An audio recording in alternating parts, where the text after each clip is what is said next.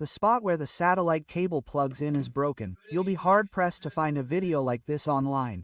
I recommend watching this. How do you replace the DVD writer interface? Now we'll see. We'll remove it. If we can remove it intact, we'll transfer it to the next DVD.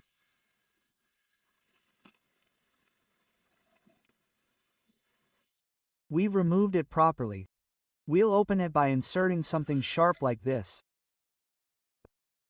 There are 4 screws on the back, then we press the clips on the sides to open the front cover of our hydrant. Then, we'll open the back cover.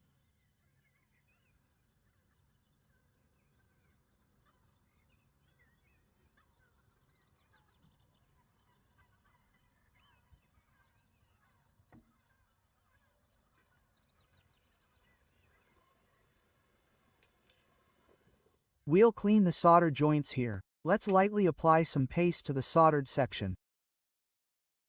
The interface we removed from here will fit securely when the tabs meet.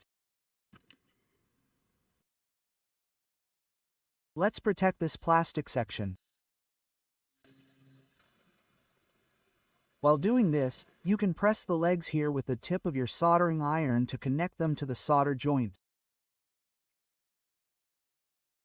That's exactly what you need to do. It doesn't have to be hot air springs.